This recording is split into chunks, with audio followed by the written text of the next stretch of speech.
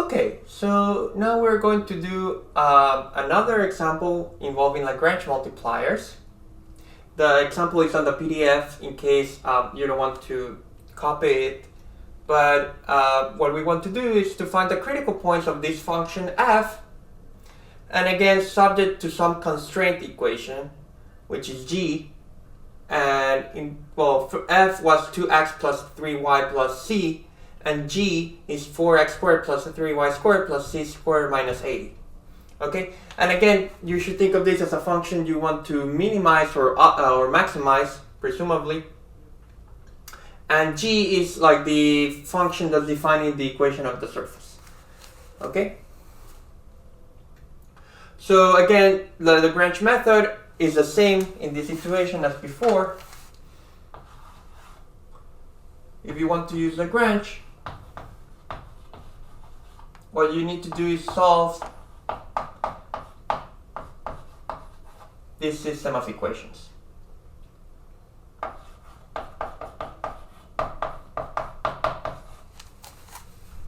Okay. I should point out that one of the reasons why you want to use Lagrange multipliers is because, again, you could have tried to make this into a function of two variables, say by using the second equation and solving for one of the variables. But here, since all the variables are being squared, in order to solve for one of these, you have to take like square roots, and then you will need to take plus or minus the square root, and then you start getting into this messy thing where you do cases. The advantage of doing of using the Lagrange multiplier is that you never are forced to solve for one of the variables. So sometimes that saves you some energy, because solving for one of the variables could be quite difficult. Imagine if this involved like exponentials or logarithms or sine or cosine. You don't want to be taking like arc sine or arc cos in order to solve for one of them. Okay, so before setting this system, let me just compute the gradients. So the gradient of f is 2, 3, 1. The gradient of g is 8x, 6y, 2c.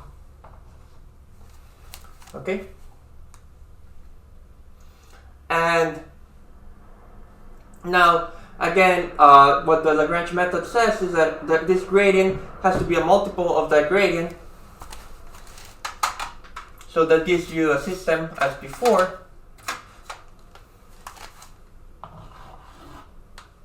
which is 2 equals lambda times 8x, 3 equals lambda times 6y, and 1 equals lambda times 2c.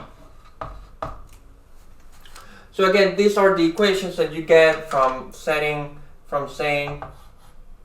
that the gradient of f equals lambda the gradient of g. And then we have an extra equation, which is the constraint equation, which is simply that 4x squared plus 3y squared plus z squared equals 80. So this is a system that we have to deal with right now.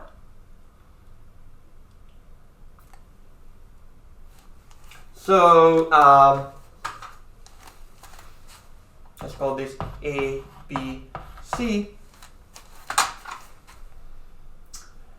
When we're again, the difficulty with Lagrange multipliers is that it's not clear maybe how you should start solving the system. So in this particular case, what you can do is write x, y, and z all as functions of this lambda, just because lambda appears in each equation. And in order to do that, you must divide by lambda both sides. And maybe you would be worried whether or not lambda can be 0. But notice that if lambda were 0, you would get that 2 equals 0, or 3 equals 0, or 1 equals 0. So that cannot be the case. So let me just write it like this. since lambda is non-zero, what you can do is transform this system into the following. You can say that x equals, you would say 2 over 8 lambda, which is 1 over 4 lambda. You can also say that y equals 3 over 6 lambda, which is 1 over 2 lambda. And you can say that z equals 1 over 2 lambda. Okay?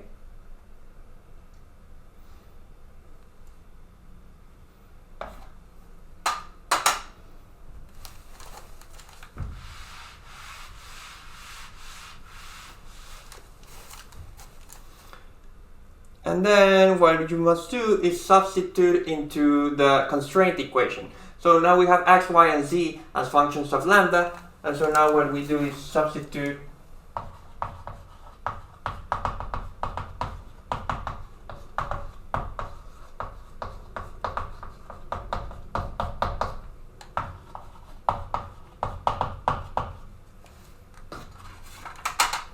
So again, this was 4 plus 3 plus something equals 80. Right? For x squared is 1 over 16 lambda squared. 3y squared is 1 over 4 lambda squared. And finally, z squared is 1 over 4 lambda squared.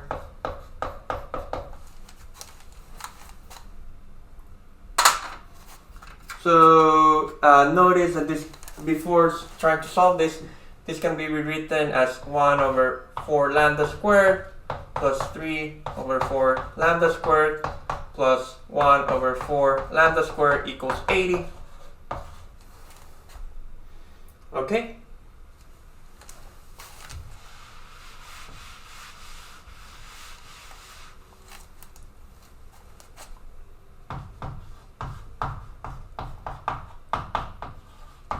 So you get 5 over 4 lambda squared equals 80.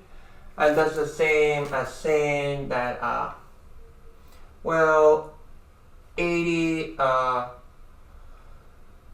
is 16 times 5. So you can say that 1 over 4 lambda squared equals 16.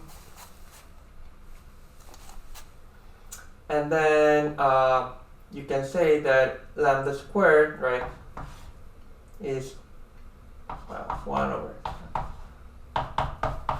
You can say that lambda squared equals 1 over 4 times 16, and I don't want to do the multiplication because I'm about to take square roots.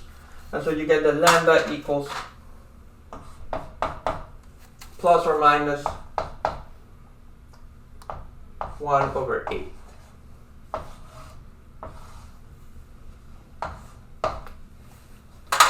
So this is an example where we actually found it convenient to solve for lambda first.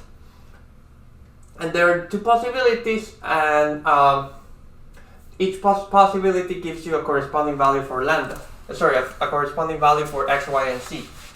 So what happens when k is the lambda equals 1 over 8?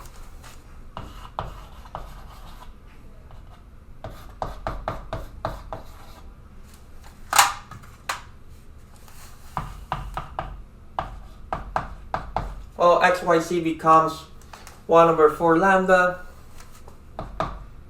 So this lambda, because it's in the denominator, will become an 8 upstairs. So 8 over 4, 8 over 2, 8 over 2. And so one of the critical points is just 2, 4, 4. Okay?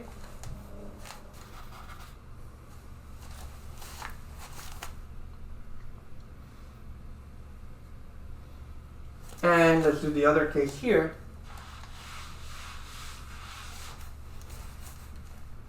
So case lambda equals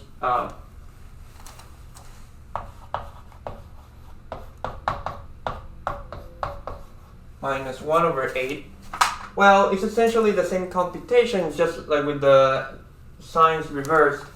So you just get that x, y, z equals -2, -4, -4. And so the answer is that there are two critical points here.